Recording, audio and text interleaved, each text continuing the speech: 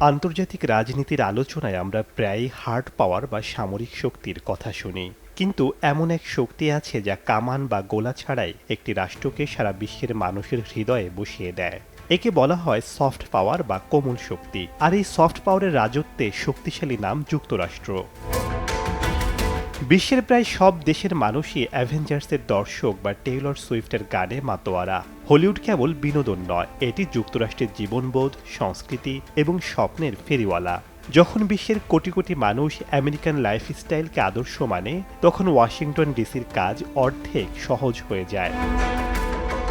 IPhone, জনপ্রিয় search engine Google, Facebook কিংবা সকালের কফিতে স্টারবাকস, এগুলো কেবল পণ্য নয়, বরং যুক্তরাষ্ট্রের উদ্ভাবনী ক্ষমতার প্রতীক। সিলিকন ভ্যালি আজ বিশ্ব অর্থনীতির অলিখিত রাজধানী। আমরা এখন যে ডিজিটাল প্ল্যাটফর্মে যুক্ত হচ্ছি, এর সিংহভাগ নিয়ন্ত্রিত হয় ওয়াশিংটন ডিসির প্রযুক্তিতে। এই নির্ভরশীলতাই ডোনাল্ড ট্রাম্পের দেশের বড় এক সফট পাওয়ার।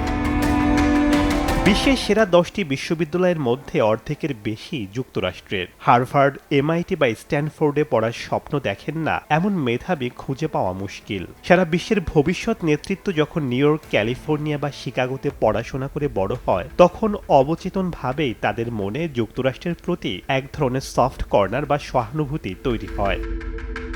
তবে মুদ্রার উল্টো পিঠও আছে। 2026 সালের বর্তমান বিশ্ব রাজনীতিতে মার্কিন সফট পাওয়ার কিছুটা চ্যালেঞ্জের মুখে। অভ্যন্তরীণ বর্ণবাদ, রাজনৈতিক অস্থিরতা এবং কিছু বিতর্কিত পররাষ্ট্রনীতির কারণে বিশ্বের অনেক দেশেই তাদের প্রতি নেতিবাচক দৃষ্টিভঙ্গি তৈরি হচ্ছে। জো বাইডেন কিংবা ট্রাম্প নয়, যুক্তরাষ্ট্রের আসল শক্তি মিশে আছে তাদের নীল জিন্স, হলিউডের সিনেমা আর গুগল, অ্যাপল ও ফেসবুকের অ্যালগোরিদমে। সামরিক শক্তিতে হয়তো অনেকেই তাদের সমকক্ষ হতে চাইবে, কিন্তু এই মনস্তাত্ত্বিক প্রভাবে ওয়াশিংটন ডিসিকে টেক্কা দেওয়া আজও বড্ড কঠিন।